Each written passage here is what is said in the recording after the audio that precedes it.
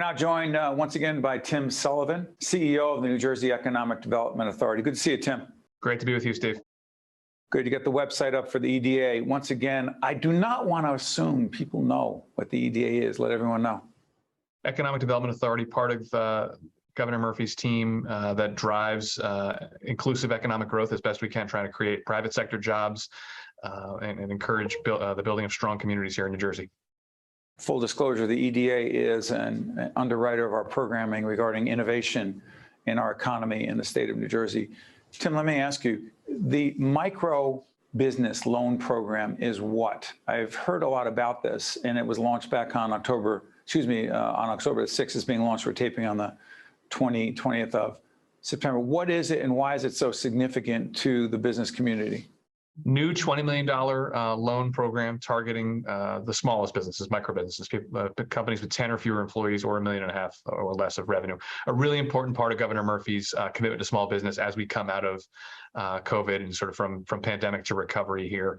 Loans of up to $50,000 could be partially forgiven because we're really, the smaller the business is, the harder it is to access capital. And something like 90% of all minority owned businesses are some form of micro business. So when we talk about micro businesses, we're really talking about laser focusing on the governor's commitment to diversity and inclusion in how we support small businesses.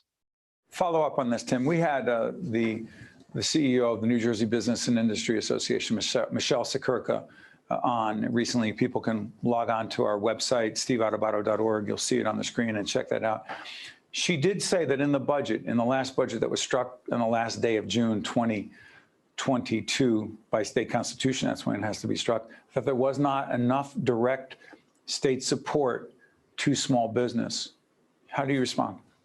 I think the budget that the governor originally proposed and the even better one that he signed at the end of June made an extraordinary set of investments in not just small business, but the economy throughout New Jersey. So $50 million of direct small business assistance through our Main Street programs, but also really meaningful support for small businesses through things like a manufacturing program that we're going to roll out this fall, and investments in our film and television industry, investments in childcare, which I know we're going to talk about on this program as well, which are overwhelmingly small businesses. So, all told, several $100 million of direct small business support, largely state appropriations, a little bit of federal money in there as well. I think the budget the governor signed was extraordinarily supportive of small business. You mentioned childcare. Be specific about the connection, Tim, between accessible, affordable, quality childcare and the economy of our state and our nation.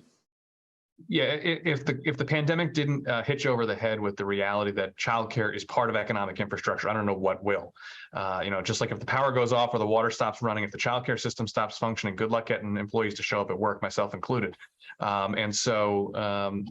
think Governor Murphy and President Biden at the national level, but most importantly, Governor Murphy at the state level, have really, I think, reoriented how we think about childcare as economic infrastructure. It's also a huge employer. There are 3,000 or 4,000 small businesses that are childcare businesses in New Jersey that employ a ton of people, but it's really an important economic piece of economic infrastructure. And so the legislature and the governor allocated a little more than $50 million in the last budget, and then another $30 million in this most recent budget to support childcare facility upgrades. Not only to improve the quality of care, which is deeply important. Every kid in New Jersey deserves the best care available in the right kind of facilities. And we're talking things like, the right kind of bathroom so teachers don't have to take the whole class down the hallway when one of the little kids has to use the potty, as we call it at my house. And so really important as a quality of care perspective. It's also really important from a business model perspective. The federal government reimburses higher quality facilities at a higher rate for kids that get childcare subsidies. So if we can help these small businesses improve their reimbursement rates from the feds, that's more money flowing back to those small businesses, more money flowing back to New Jersey from the federal government.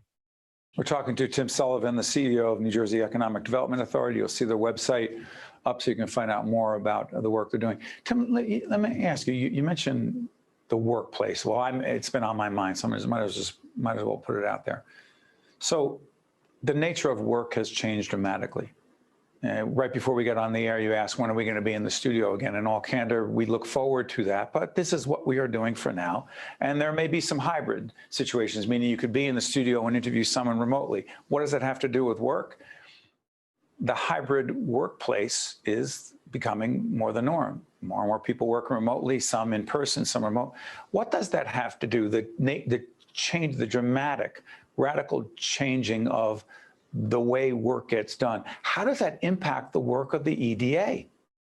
Yeah, it's certainly a big factor, and we're keeping our eye on it closely. A couple of things to think about here. One, I think the narrative that no one's ever going to go back to the office ever again is a bit oversold. I think the likelihood that people go back 5 days a week, Monday to Friday, in a suit and tie is also not likely to happen. So I think you're right. Hybrid's kind of the way of the future for office workers. It's worth noting about a third of New Jersey workers work in what we would, consider an office. Lots of folks work in factories and in retail, and their work life probably didn't get changed too much. Cities like Newark and Jersey City that have significant concentrations of office space, that's a real challenge for the small businesses that support those industries and those offices.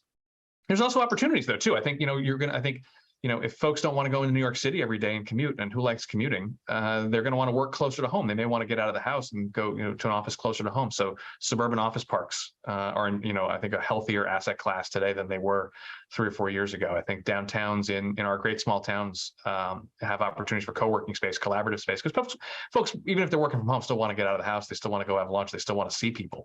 And so it's distributing and changing how those opportunities present themselves. But it's a significant both challenge and opportunity.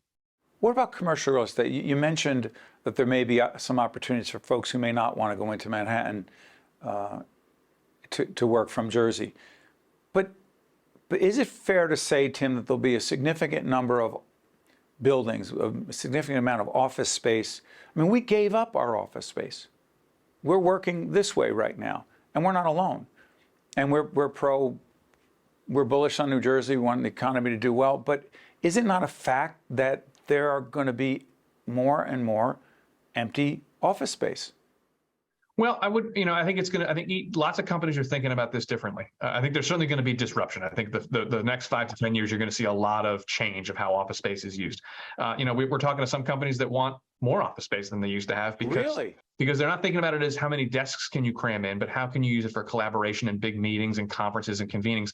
Folks can work from home a couple days a week, but get together every so often. They might need more space for that. They might need different kind of space, but it might be more space. Some companies are, of course, looking at a lot less space. And so I think there's, folks are going to have a reason to go to the office, and it's not just going to be, free lunch or a keg of beer in the corner every so often. It's going to have to be real opportunities for collaboration, mentorship, innovation. I think one of the things we think about, and I know Governor Murphy and our entire team are thinking about, is industries where that in-place factor matters. So film and television, life sciences, laboratories, manufacturing for things like clean energy and offshore wind. You're not doing that from home. Maybe a day or 2 a week, some of those jobs can work from home, but the real nitty gritty, you're making a movie, you're doing it in person. And so making sure we're leaning in, particularly in our urban centers that might have a concentration of commercial real estate. What can we do to be supportive of sectors and industries that are booming, by the way, in New Jersey that have that real kind of in-place features, though. Yep. You've been listening to Tim Sullivan, the CEO of New Jersey Economic Development Authority. Again, their website's been up throughout the program. Check out the work that they're doing and why it matters in your community. Hey, Tim, thank you for joining us once again. Always great to be with you, Steve. Hope you're well. You got to look forward to seeing you in person one day soon. Stay with us. We'll be right back. State of Affairs with Steve Adubato is a production of the Caucus Educational Corporation. Funding has been provided by the Turrell Fund, supporting Reimagine Childcare. Choose New Jersey, PSC&G, Rowan University, Johnson & Johnson, Robert Wood Johnson Foundation, MD Advantage Insurance Company, the Port Authority of New York and New Jersey, and by New Jersey Sharing Network. Promotional support provided by NorthJersey.com and Local IQ, part of the USA Today network, and by BestOfNJ.com. Hi, I'm Dr. Sharif Elnahal. Did you know that there are nearly 4,000 New Jerseyans waiting for a life-saving transplant? And 67% of those people are people of color. Just one organ and tissue donor can save 8 lives and enhance the lives of over 75 people. Let's come together to raise awareness in our diverse communities. Donation needs diversity. You have the power to make a difference. For more information or to become an organ and tissue donor, visit www.njsharingnetwork.org.